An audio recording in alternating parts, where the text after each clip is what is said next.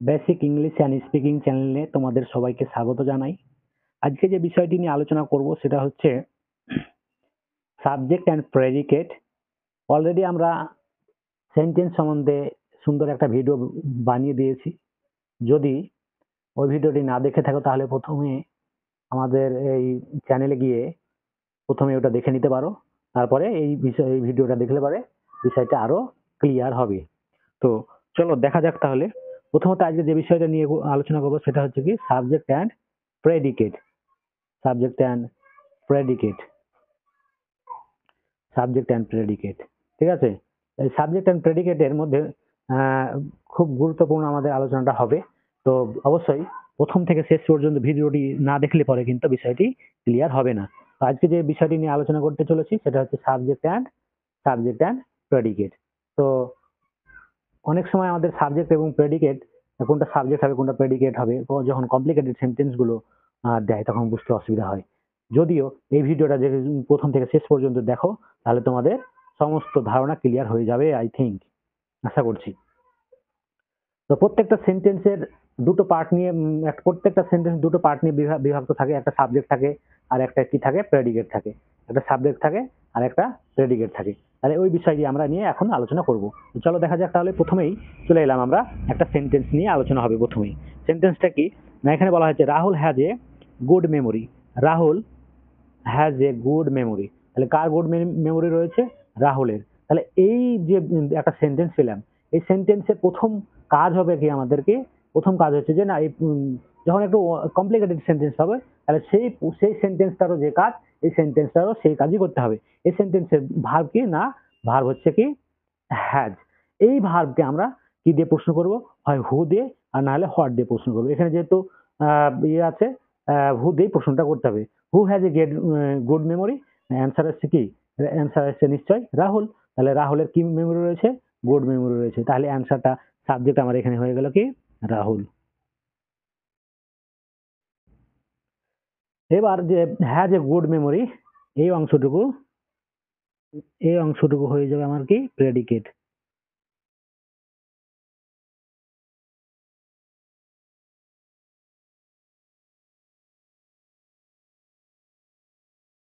বুঝা গেছে? তাহলে এই বাক্যের প্রথমে আমরা পেলাম কি রাহুল হচ্ছে সাবজেক্ট আর হ্যাজ এ গুড মেমোরি, এইটুকু হচ্ছে কি প্রেডিকেট। তাহলে এখানে কি, এখান থেকে কি শিখলাম না, শিখলাম এই বাক্য বলে নয়, যে কোনো কমপ্লিকেটেড বাক্যর ক্ষেত্রেই আমাদেরকে একই নিয়ম ফলো করতে হবে। না সেই বাক্যের কি করতে হবে না, যে বাক্যটা পাবো সেই বাক্যের আমাদেরকে ভার্বটা খুঁজে নিতে হবে। যেখানে এখানে ভার্ব রয়েছে কি হ্যাজ, সেই ভার্বের আগে আমাকে জাস্ট একটা হু, WH ওয়ার্ড হু আর অথবা হোয়াট দিয়ে প্রশ্ন করব। প্রশ্ন করে যে অ্যান্সারটা পাবো সেটাই হয়ে যাবে আমার সাবজেক্ট, আর বাদ বাকি অংশটুকু হয়ে যাবে আমার প্রেডিকেট। আই থিঙ্ক বুঝা গেছে।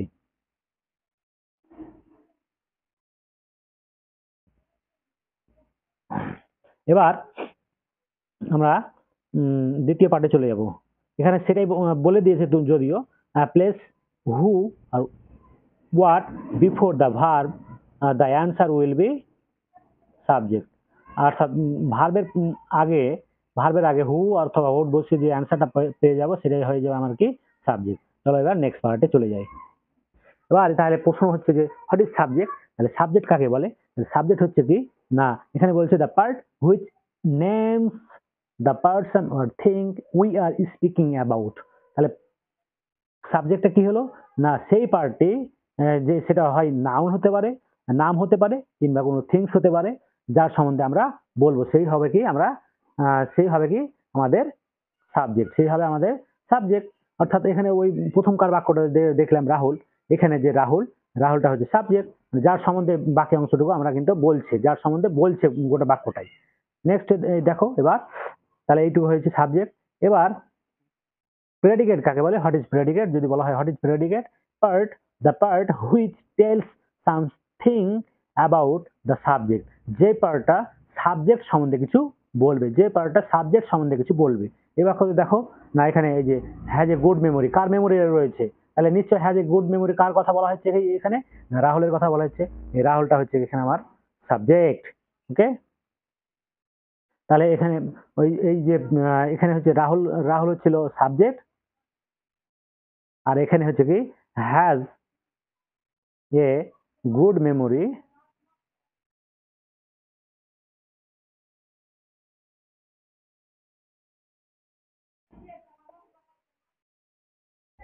এইটুকু হচ্ছে কি আমার প্রেডিকেট। বুঝা গেছে সাবজেক্ট এবং প্রেডিকেট। নেক্সট চলে যাব আমরা। এবার এই সাবজেক্ট সম্বন্ধে আরো সাবজেক্ট কি শুধু এই প্রথমেই থাকে এইটুকু কিন্তু প্রশ্ন। কি সাবজেক্ট প্রথমেই সবসময় থাকে? না, সবসময় থাকতেও পারে আর নাও থাকতে পারে। তাহলে কোন ক্ষেত্রে আমার থাকে না সাবজেক্ট প্রথমে, সেই বিষয়টা আমরা দেখে নিব এবার। দেখো এখানে একটা আমাদের সেন্টেন্স আছে যেটা আমরা অলরেডি জানি, সেটা হচ্ছে ইম্পারেটিভ সেন্টেন্স। ইম্পারেটিভ সেন্টেন্স গুলো কোনগুলো? না, যে বাক্যটা ওয়ার্ডার, আদেশ, অনুরোধ এইসব বাক্যগুলো বোঝায় না। ওয়ার্ডার অ্যাডভাইস, অর্ডার দিবে, অ্যাডভাইস দিবে, প্লিজ অনুরোধ থাকবে। এই ধরনের বাক্যগুলোতে সবসময় আমাদেরকে সাবজেক্ট কিন্তু আমরা পাই না। সাবজেক্ট এখানে কখনো পাওয়া যায় না। দেখো সাবজেক্ট পাওয়া যাচ্ছে কি, দেখো একবার দেখো ভালো করে দেখো। যেমন বলছে যে সিট হেয়ার, এখানে বসো। তাহলে কে বসবে? সাবজেক্ট কোথায়? সাবজেক্ট নাই। দেখো 2 নম্বরে একটা বাক্য রাখি,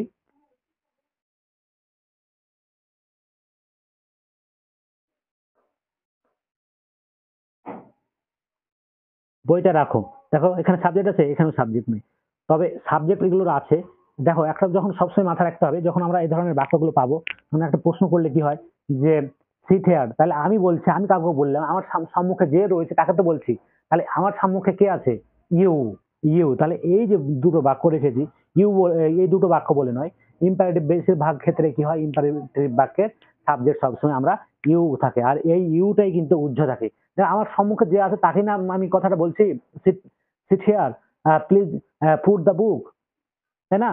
তাহলে সেই ইউটা হচ্ছে আমার এখানে কি না, এইসব বাক্য ইউ হবে সবসময় আমাদের সাবজেক্ট। ইউ কি হবে? সাবজেক্ট, যেটা আমাদের উজ্জ থাকে। এটুকু মাথায় রাখতে হবে যে সব ইম্পারেটিভ সেন্টেন্সের কোনো সাবজেক্ট থাকে কি? অবশ্যই থাকে, সেটা উজ্জ থাকে। সেটা কি হবে? সবসময় হবে কি? ইউ। বুঝা গেল? আচ্ছা, আর একটা ওয়ার্ড রয়েছে যেটা হচ্ছে হেয়ার। এই যে হেয়ার, এই হেয়ার, এই যে হেয়ার ওয়ার্ডটা, এই হেয়ার ওয়ার্ডের পরে সবসময় পরে ভার, হেয়ার ওয়ার্ডের পরে সবসময় আমাদের সাবজেক্ট কিন্তু সাবজেক্ট ভার্বের পরে আসে। কেমন কেমন আসে দেখো একবার, ওটা একটা উদাহরণ দিই। যেমন বলছে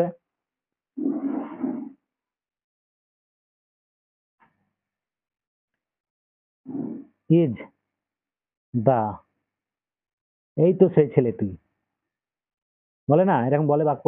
তাহলে হেয়ারের পরে দেখো, হেয়ারটা তো কোনো ইয়ে নাই, এখানে দেখো ইজ ভার্ব, এখানে ভার্ব চলে এলো, তারপরে কিন্তু আমার এখানে সাবজেক্ট চলে এসেছে। এই সাবজেক্টটা কিন্তু সব যে সময় যে আমার প্রথমেই আসে এমনটা কিন্তু নয়। তাহলে আমরা এখানে তিনটে বিষয় জানলাম, যে না, তিনটা জানলাম যে সাবজেক্ট ইম্পারেটিভ সেন্টেন্সে সাবজেক্ট বেশিরভাগ ক্ষেত্রে প্রথমে আসে। দ্বিতীয়ত হচ্ছে কি, ইম্পারেটিভ সেন্টেন্সে সাবজেক্ট উজ্জ থাকে। ইম্পারেটিভ সেন্টেন্সে সাবজেক্ট সবসময় কি থাকে? উজ্জ থাকে। আর একটা পেলাম, হেয়ার ওয়ার্ডের পরে বেশিরভাগ ক্ষেত্রে, সবসময় নয় কিন্তু, হেয়ার কোনো কোনো ক্ষেত্রে সাবজেক্ট ভার্বের পরে পরে আসে। ঠিক আছে, এইটুকু বিষয় বোঝা গেল। আচ্ছা, বেশি কনসেপ্ট ক্লিয়ার হচ্ছে নাকি সেটা বলবে। কোনো বিষয় বুঝতে অসুবিধা হলে সেটাও কমেন্টের মাধ্যমে আমাকে কমেন্টের মাধ্যমে জানাবে। নেক্সট আমরা চলে যাব, নেক্সট আমরা চলে আসছি এবার যে সাবজেক্ট এবং ভার্ব, সাবজেক্ট এবং যে প্রেডিকেট নিয়ে আলোচনা হলো, তারই বিষয়টা এবার আমরা এক্সারসাইজ নিয়ে একটু আলোচনা করে নিব। দেখো কি বলেছে, honesty is the best policy. Honesty is the best policy, এখানে অ্যাবস্ট্রাক্ট একটা নাউন রয়েছে, অ্যাবস্ট্রাক্ট নাউন। আর এই বাক্য প্রথম মূল কাজ হচ্ছে কি, এই বাক্য আমাদেরকে সবসময় কি খুঁজে নিতে হবে? না, সবসময় আমাদের ভাগ খুঁজে নিতে হবে। এই বাক্যের ভাগ কিন্তু আমাদের ইজ। তাহলে ওয়াট, যদি কি বলেছি ওখানে, হু অথবা ওয়াট বসিয়ে দিবে তার আগে, না ভার্বের আগে। ভার্ব কি? ইজ। ভার্বের আগে ইজ বসিয়ে দিলাম। Who is the, what is, এখানে হু হবে না নিশ্চয়ই। What is the best policy, তাহলে অনেস্টি, এই অনেস্টি হচ্ছে আমার এখানে সাবজেক্ট, আর বাদ বাকি অংশটুকু হচ্ছে কি আমার প্রেডিকেট। বুঝা গেছে? তারপরে পরে 2 নম্বর বাক্যটা দেখো। 2 নম্বর বাক্যে কি বলা হয়েছে? A little learning is a dangerous things. A little learning is a dangerous thing. তাহলে এই বাক্যের ভার্ব কোনটা? প্রথম কাজ ভার্ব খুঁজো, ভার্ব খুঁজে নিয়েছি ইজ, ভার্ব খুঁজে নিলাম তো ইজ। তাহলে এবার ইজকে প্রশ্ন করো ওয়ার্ড দিয়ে, what is a dangerous things, what is a dangerous thing. তাহলে a little learning, a little learning হচ্ছে সাবজেক্ট, আর ইজ এ ডেঞ্জারিয়াস থিং হচ্ছে কি, এটা হচ্ছে কি না প্রেডিকেট, এটা হচ্ছে কি না প্রেডিকেট। বুঝা গেছে? 3 নম্বর বাক্যটা এখানে দেখো কি বলছে, on the top of the log was a dog. দেখো এখানে কিন্তু আমরা সাবজেক্ট কিন্তু প্রথমে খুঁজে পাওয়া যাচ্ছে না, ঠিক আছে। On the top of the log মানে কাঠের গুড়ির উপরে, হ্যাঁ, লগ আছে, ওয়াজ এ ডগ, তাহলে এই যে এখানে আমার এই যে ওয়াজটা হচ্ছে কি ভার্ব, ওয়াজটা কি ভার্ব, তাহলে হু প্রশ্ন করো, হয় হু দিয়ে করতে হবে নাহলে ওয়াট দিয়ে করতে হবে, এখানে হু দিয়ে করতে হবে। Who was on the top of the log, অ্যান্সারটা কিন্তু আমার এখানে এইদিকে চলে এসেছে, তাহলে এখানে আমার হয়ে গেল কি এটা হচ্ছে সাবজেক্ট, যে সাবজেক্ট, আর এইখান থেকে এইটুকু টোটালটা আমরা প্রেডিকেট হিসাবে ধরেই নিতে পারি, ঠিক আছে। আচ্ছা, তাহলে সাবজেক্ট কি হলো এখানে, না এ ডগ হচ্ছে কি এখানে সাবজেক্ট। এখানে দেখো 4 নাম্বার যে বাক্যটা রয়েছে, 4 নাম্বার বাক্য বলা হয়েছে which book do you like the best, which book do you like the best. এখানে দেখো ভার্ব কিন্তু আমার এখানে লাইক, লাইককে কি করতে হবে, না লাইককে আমার হু দিয়ে প্রশ্ন করো দেখি, হু দিয়ে, হু ডু বসাতে পারো, who do like the best, তাহলে কে best, which book, who do like the best এইটুকু প্রশ্ন করে যদি করো তাহলে কি হবে, ইউ, তুমি, তুমি পছন্দ করো, তাহলে এই ইউটা আমার এখানে হচ্ছে কি সাবজেক্ট, ইউটা কি হলো, না ইউটা হচ্ছে সাবজেক্ট, ইউটা হচ্ছে সাবজেক্ট, আর এই বাকি অংশটুকু লাইক এখান থেকে এইটুকু টোটালটা আমরা প্রেডিকেট ধরে নিতে পারি। তাহলে সাবজেক্ট কি, সাবজেক্ট খুঁজতে গেলে কি করতে হবে বোঝাই যাচ্ছে, না সাবজেক্ট খুঁজতে গেলে সবসময় আমাদের সেই সেন্টেন্সের ক্রিয়াপদ, বাংলাতে বলা হয় ক্রিয়াপদ বা ইংলিশে বলা হয় কি ভার্ব, সেই ভার্বকে খুঁজে নিতে হবে, সেই ভার্বের আগে জাস্ট আমাদের কি কি বসাতে হবে, না দুটো আমরা ওয়ার্ড পেয়েছি, WH ওয়ার্ড, একটা হু আর একটা হচ্ছে ওয়ার্ড, এগুলো দিয়ে প্রশ্ন করলে যে অ্যান্সারটা পাবো সেটা হবে আমার সাবজেক্ট, আর বাদ বাকি অংশটুকু আমরা প্রেডিকেট ধরে নিব, ঠিক আছে।